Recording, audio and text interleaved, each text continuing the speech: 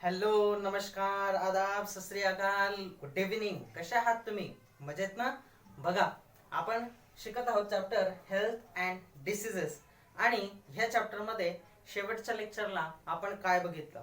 आपण बघित होतो इन्फेक्शियस डिसीजेस, असे आजार जे एकमेकांच्या संपर्कात आल्यामुळे दुसऱ्यांना होतात, यांना इन्फेक्शियस डिसीजेस असं म्हणतात. बरोबर आहे. आता त्या लेक्चरच्या पुढच्या भागाकडे आपण आलेलो आहोत. बघूयात नॉन इन्फेक्शियस डिसीजेस म्हणजे असे आजार जे एकमेकांच्या संपर्कात आल्याने किंवा एकमेकांच्या जवळ असण्याने घडून येत नाही, पसरत नाही, यांना नॉन इन्फेक्शियस आजार असे म्हणतात. काय आहे बघा, non infectious diseases which does not occur through infection and body contact are called non-infectious diseases. असे आजार जे संपर्कात आल्यामुळे किंवा संसर्गाने एकमेकांना पसरत नाही, अशांना नॉन इन्फेक्शियस डिसीजेस म्हणजे असंसर्गजन्य आजार असे म्हणतात. बरोबर आहे. हे आजार एकमेकांच्या कॉन्टॅक्ट मध्ये आल्याने अजिबात पसरत नाहीत. जसं की बघा, कॅन्सर. पहिला कॅन्सर, याला मराठीत म्हणतात कर्करोग. काय आहे cancer? Uncontrolled and abnormal cell growth is called as a cancer. बघा, आपलं जेव्हा जन्म होतो तेव्हा कोणताही प्राणी किंवा आपण हे खूप लहान असतो, छोट्या आकाराचे असतो. जसं जसं वेळ पुढे सरकत जातो तसं तसं त्या प्राण्यामध्ये विकास घडून येतो. त्याच्यातला एक महत्वाचा टप्पा आहे वाढ. ही जी वाढ आहे ही कशाने होते? तर सेल्स ग्रोथ होतात. सेल्स ग्रोथ कशा होतात? तर सेल डिव्हिजनने डिवाइड होतात सेल, आणि त्याच्यापासून एका सेल पासून 2, 2 पासून 4, 4 पासून 8 अशा पद्धतीनं सेल्स वाढत जातात. पण ही जी वाढ आहे ही नियंत्रित असते, म्हणजेच एका विशिष्ट प्रपोर्शन मध्ये, रेशो मध्ये असते. जेव्हा हीच सेलची वाढ अनियंत्रित होऊन जाते, अनकंट्रोल्ड, तिच्यावरती कोणतेही नियंत्रण राहत नाही, एखाद्या ठिकाणी आपल्या शरीराच्या कोणत्याही हिस्स्यामध्ये, कोणत्याही भागामध्ये, किंवा जर त्यांची वाढ ॲबनॉर्मली होत असेल, म्हणजे कोणत्या तरी एकाच दिशेला अनवॉन्टेडली होत असेल, तर त्याला म्हणतात काय? Abnormal cell growth. आणि ह्याच रोगाला म्हणतात cancer. We will see the definition again. Uncontrolled and abnormal cell growth is called as a cancer. शरीरामध्ये अनियंत्रित आणि इकडे तिकडे इतरत्र ॲबनॉर्मल झालेली सेलची वाढ म्हणजेच कॅन्सर होय. रिझन्स, कॅन्सर होण्याचे काय रिझन्स असू शकता बघा. ज्यांना ज्यांना व्यसन आहेत, उदाहरणार्थ तंबाखूजन्य पदार्थ, याच्यामध्ये गुटखा येतात, बार येतात, हे खाण्याची कंटिन्युअसली ज्यांना सवय आहे त्यांना तोंडाचा कॅन्सर होतो. बरोबर आहे. तसंच जे व्यक्ती बाहेरचे पदार्थ खूप जास्त खातात, जसं pizza, burger, out street food, ह्यांना सुद्धा कॅन्सर होण्याची शक्यता असते. ठीक आहे. मग हे आले रिझन्स. बघा स्क्रीनवरती एक पटकन आपण बघून घेऊ. व्हॉट आर द रिझन्स ज्याच्यामुळे कॅन्सर होऊ शकतो? See, consumption of tobacco, gutkha, smoking, धूम्रपान केल्याने सुद्धा होऊ शकतो. अल्कोहोलिझम म्हणजे कंटिन्युअसली ड्रिंक केल्याने, अल्कोहोल कन्झम्पशनने, दारू पिल्याने. Lack of fibre content, fruits and leafy vegetable, म्हणजे तुमच्या डाएटमध्ये जर लिफी व्हेजिटेबल नसतील, फ्रुट्स नसतील, फळं नसतील, तरी देखील तुम्हाला हा कॅन्सर होऊ शकतो. त्याच्यानंतर excessive consumption of the junk food, याच्यामध्ये येतं काय? तर याच्यामध्ये आलं तुमचा पिझ्झा, बर्गर, नाही का, are the some many possible reasons of cancer. And the last one is heredity. बघा मित्रांनो, हेरिडिटी म्हणजे अनुवंशिकता, हे सुद्धा कॅन्सरचं एक काय असू शकतं तर प्रमाण असू शकतं. म्हणजे पिढी दर पिढी ह्या कॅन्सरच्या पेशी एका पिढीकडून दुसऱ्या पिढीला प्रसारित होऊ शकतात by the heredity characters, genes द्वारे. ठीक आहे. कॅन्सर आणि त्याचे रिझन्स. पुढे बघूयात आपण सिम्पटम्स. काय काय लक्षणं दिसतात कॅन्सरची, काय काय लक्षणं आहेत. क्रॉनिक कफ म्हणजे अत्यंत तीव्र असा खोकला खूप जास्त कालावधीसाठी. होर्स व्हॉइस याचा अर्थ होतो कर्कश आवाज. आपला जो नॉर्मल आवाज आहे ह्युमनचा, मेलचा आणि फिमेलचा, तर तो कर्कश बनतो, फुटतो. डिफिकल्टी इन स्वॅलोइंग, कोणत्याही वस्तू खाताना घेताना त्रास होतो. वस्तू घेताना, स्वॅलो म्हणजे गिळणे, गिळताना त्रास होतो. ठीक आहे, हे माउथ किंवा थ्रोट कॅन्सरची लक्षणं आहेत. त्याच्यानंतर दुसरं बघा, इनक्युरेबल स्कार अँड इन्फ्लेमेशन. इनक्युरेबल स्कार म्हणजे शरीरावरती कुठेही अशी जखम होऊ शकते, अशी खूण होऊ शकते की जी कोणत्याही कारणास्तव रिपेअर केली जाऊ शकत नाही, बरी होऊ शकत नाही. आलं लक्षामध्ये? म्हणजे याला म्हणतात बघा, असाध्य असे डाग पडतो. इनक्युरेबल स्कार म्हणजे असाध्य असा डाग पडतो तुमच्या शरीरावरती. अँड इन्फ्लेमेशन म्हणजे जळजळपणा तिथे निर्माण होतो. Next is lumps in breast. महिलांमध्ये ह्या कॅन्सरची लक्षणं खूप जास्त असतात. ब्रेस्टमध्ये म्हणजे स्तनांमध्ये गाठी निर्माण होतात, यालाच ब्रेस्ट कॅन्सर असं सुद्धा म्हणतात. त्याच्यानंतर अनएक्सप्लेन वेट लॉस म्हणजे बघा, व्यक्ती वरून वरून दिसायला खूप सुदृढ दिसतोय, चांगला दिसतोय, पण तरी सुद्धा झपाट्याने त्याचं वजन कमी होत आहे. मग याचं कारण असू शकतं काय, तर वेट लॉसचं कारण अनएक्सप्लेन आहे, तुम्ही सांगू नाही शकत कशाने होते, तर ते कॅन्सरचं लक्षण असू शकतं. याच्यानंतर बघा तुमच्या स्क्रीनवरती आहे do you know. See on the screen please. Modern diagnostic and treatment of cancer. Various techniques like CT scan, MRI scan, mammography, biopsy are used in diagnosis of cancer. In case of the treatment, along with a conventional method like chemotherapy, radiation therapy, surgery, modern techniques like robotics and laparoscopic surgery are also followed. म्हणजे ह्या कॅन्सरच्या आजारावरती treatment कशी केली जाते, कसं निदान आणि treatment केलं जातं. डायग्नोसिस म्हणजे निदान आणि ट्रीटमेंट म्हणजे उपचार कसे केले जातात. तर MRI स्कॅन, त्याच्यानंतर CT स्कॅन, ह्या काही पद्धतींनी चेक केलं जातं, डायग्नोस केलं जातं की शरीराच्या आतमध्ये कॅन्सरच्या गाठी आहेत किंवा नाही आहेत. आता याच्यावरती उपचार करण्यासाठी बघा, तर याच्यासाठी केमोथेरपी वापरली जाते, लेझर थेरपी वापरली जाते, ऑपरेशन्स केले जातात.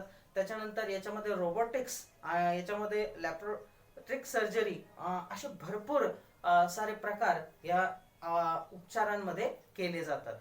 आलं लक्षामध्ये? तर हे होतं डू यू नो मधली इन्फॉर्मेशन. नंतर ऑलवेज रिमेंबर, बघा तुमच्या स्क्रीनवरती, controlled diet helps to prevent some types of the cancer. Physical exercise along with a modern treatment is more beneficial to cure the cancer. Avoid addictions like tobacco, chewing, smoking, etc. बघा मित्रांनो, तुमच्या स्क्रीनवरती आताच बघितलं की एक व्यक्ती, त्याचं तोंड पूर्ण सडलेलं आहे.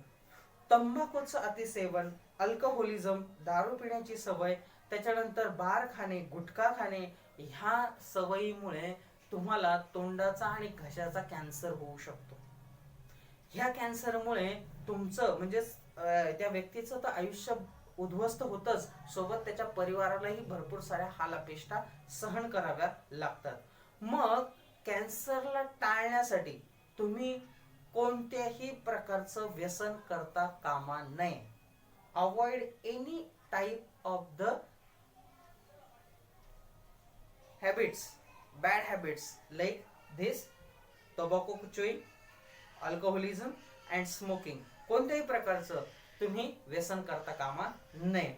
तसंच तुमचा आहार जो आहे हा हेल्दी असावा, त्याच्यामध्ये फायबर, फ्रुट्स, लिफी व्हेजिटेबल्स भरपूर प्रमाणात असावे, आणि सोबतच तुमचं जी जीवनशैली आहे ती थोडीशी कार्यात्मक असावी, शारीरिक कार्यात्मक, म्हणजेच फिजिकल एक्सरसाइज ही तुमच्या शरीराची झालीच पाहिजे. कमीत कमी दिवसाला 30 मिनिटं व्यायाम हा आवश्यक असतो आणि तो आपण केलाच पाहिजे फिट अँड फाईन राहण्यासाठी. तर ही काही गोष्टी आहेत ज्याने तुम्ही कॅन्सर सारख्या रोगाला काय करू शकता, टाळू शकता, तुम्ही त्याच्यापासून वाचू शकता. आहे ना लक्षात आलं मित्रांनो? म्हणजे बघा, कॅन्सर हा असा डिसीज आहे की जो हात लावण्याने, त्या व्यक्तीसोबत राहिल्याने, खाल्ल्याने, पिल्ल्याने, संपर्कात आल्याने अजिबात होत नाही. ठीक आहे, हा व्यक्तिपरत्वे आणि त्या त्या व्यक्तीमध्येच असतो. ठीक आहे, कॅन्सर होण्याची प्रमुख कारण काय आहे, तर कॅन्सर कशामुळे होतो, तर तो होतो तंबाखूचं सेवन केल्याने, गुटखा, बार किंवा अल्कोहोलिझम, स्मोकिंग, म्हणजे तंबाखूजन्य कोणत्याही पदार्थाचं कोणत्याही प्रकारामध्ये सेवन केल्यामुळे तुम्हाला कॅन्सर होऊ शकतो. त्याच्यानंतर आपण बघितले की सिम्पटम्स काय आहे, क्रॉनिक म्हणजे तीव्र आणि जास्त ड्युरेशन साठी खोकला तुम्हाला राहू शकतो, कर्कश आवाज होऊ शकतो, त्याच्यानंतर शरीरावरती असाध्य असा डाग पडू शकतो, त्याच्यानंतर इन्फ्लेमेशन, जळजळ होते शरीराची, लम्स इन ब्रेस्ट, महिलांमध्ये ह्या प्रकारचा कॅन्सर जास्त सापडतो ज्याला ब्रेस्ट कॅन्सर असं म्हणतात, स्तनांमध्ये गाठी निर्माण होतात, त्याच्यानंतर अनएक्सप्लेन वेट लॉस, झपाट्याने त्या व्यक्तीचं वजन कमी व्हायला लागतं, आणि याच्यानंतर आपण बघितलं काही आवश्यक गोष्टी की कसं याचं निदान, याच्यावरती उपचार केले जातात. ठीक आहे, तर हेल्दी जीवनशैली, आता बघा मागच्या याच्यात आपण बघितलं की स्वच्छता पाहिजे, पण तसंच आपली हेल्दी म्हणजेच आरोग्यदायी अशी जीवनशैली पाहिजे, जेणेकरून आपण रोगांना सहज टाळून लावू शकतो. मित्रांनो, पुढचा डिसीज आहे आपला डायबिटीज. डायबिटीज म्हणजे याला शर्करा रोग असं सुद्धा म्हणतात. काय आहे डायबिटीज? बघा, if hormone insulin secreted in low quantity in pancreas, glucose level can't be controlled. This disorder is called as a diabetes. बघा मित्रांनो, आपल्या शरीरामध्ये पॅनक्रियाज मधून, स्वादुपिंडातून इन्सुलिन नामक हार्मोन म्हणजे संप्रेरक स्रावत असतं. हे इन्सुलिनचं काम काय बरं?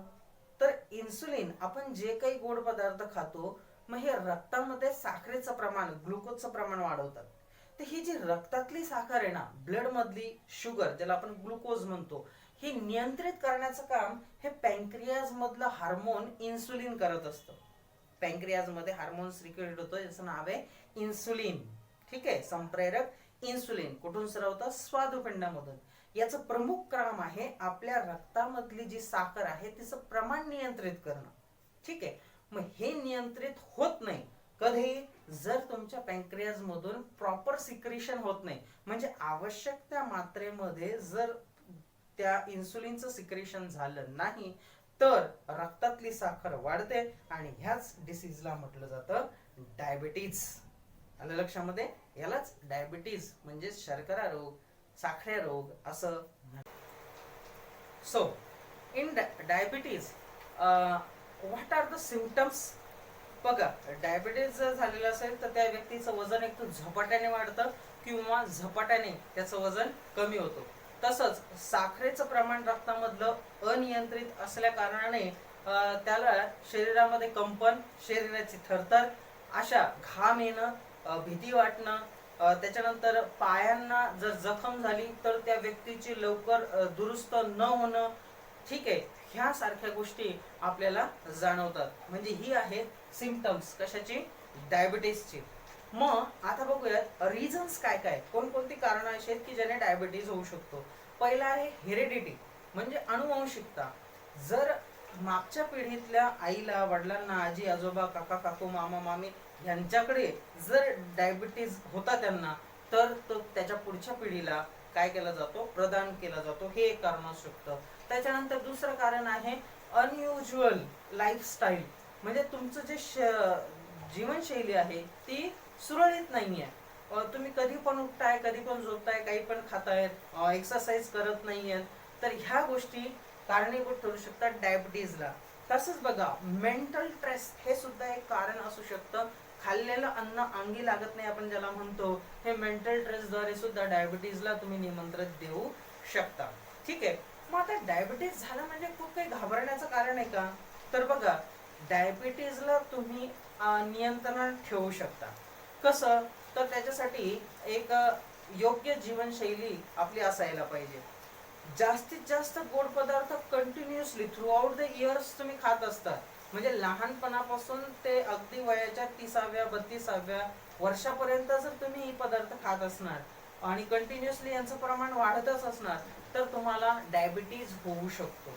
ठीक आहे. मग याच्यावरती काम काय, तर साखरेचे पदार्थ म्हणजे ग्लुकोजयुक्त पदार्थ कमी घेणे, नियंत्रित घेणे, बरोबर आहे. तर हे त्याच्यावरती चांगला उपाय आहे. त्याच्यानंतर टेन्शन फ्री राहणं, म्हणजे कोणताही मानसिक तणाव स्वतःवरती न घेणं. त्याच्यानंतर हेल्दी राहणं, आरोग्यदायी कसं राहणार, फिटनेस, फिजिकल फिटनेस म्हणजे व्यायाम हा करणं. आणि ह्याच्यासाठी डॉक्टर लोक सजेस्ट करतात बघा की रोज सकाळी तुम्ही फिरायला जायला पाहिजे. सकाळच्या फिरण्यामुळे ऑक्सिजनचं प्रमाण तुमच्या शरीरामध्ये जास्त वाढतं आणि त्याच्यामुळे इन्सुलिन सिक्रेशनला फायदा होतो, ज्यामुळे डायबिटीज हा रोग नियंत्रणामध्ये राहू शकतो. तर फिजिकल फिटनेस पाहिजे, त्याच्यासाठी व्यायाम पाहिजे, योग्य योग्य आहार पाहिजे आणि योग्य झोप सुद्धा तुम्ही घ्यायला पाहिजे. मग ही जीवनशैली जर तुम्ही अवलंबवली तर डायबिटीज होणारच नाही आणि झालेला असेल तर तो नियंत्रणात राहील. जर हा डायबिटीज नियंत्रणाच्या बाहेर गेला तर अशा रोग्यांवरती उपचार करणं फार जास्त अवघड होतं. म्हणजे त्यांना ग्लुकोजची सलाईन चढवता येत नाही, त्यांना गोळ्या औषधं देताना सुद्धा विचारपूर्वक डॉक्टरांना द्यायला लागतात. भरपूर साऱ्या अडचणी डायबिटीजवाल्या पेशंटला जर त्यांना इतर रोगांनी घेरलं तर होऊ शकतं. जसं पायांना जर जखमा झाला, डायबिटीज झालेल्या व्यक्तींनी पायांना जपणं खूप जास्त गरजेचं आहे. ठीक आहे. आता बघूयात, भारतामध्ये सगळ्यात जास्त डायबिटीजचे रुग्ण आहेत. भारत हा डायबिटीज मध्ये नंबर 1 आहे. म्हणजे बघा, सध्या घडीला 7 करोड लोक भारतामधली ही डायबिटीजने ग्रासित झालेली आहे मित्रांनो. तर त्याच्यामुळे ह्या गोष्टीकडे जरा लक्ष द्या, फिजिकल फिटनेसकडे. तसं पाहिलं तर डायबिटीज होण्यासाठी आजकाल वयाचं बंधन राहिलेलं नाहीये. जन्मतः झालेल्या मुलांना काही डायबिटीज निदान होतं, बरोबर आहे की नाही. मग डायबिटीजला टाळण्यासाठी तुम्ही प्रयत्न करू शकता आणि जर तो आपल्या पिढीमध्ये अगोदर नसेल तर आपल्याला निश्चितच होणार नाही, याची तुम्ही दक्षता घेऊ शकता, हे की नाही. कारण हा वारसा पिढी दर पिढी चालत असतो. ठीक आहे. तर ह्या लेक्चरला आपण इथेच थांबणार आहोत. आज आपण 2 रोगांची माहिती घेतली, एक होता कॅन्सर आणि दुसरा होता डायबिटीज. तर हा जो शिकवलेला भाग आहे हा छानपैकी तुमच्या नोट्समध्ये लिहून काढा. इथं आपण थांबूयात, भेटूयात पुढच्या लेक्चरला ह्या चॅप्टरचा पुढचा भाग घेऊन. तोपर्यंत घरातच राहा, सुरक्षित राहा आणि शिकत राहा, शिकणं थांबवू नका.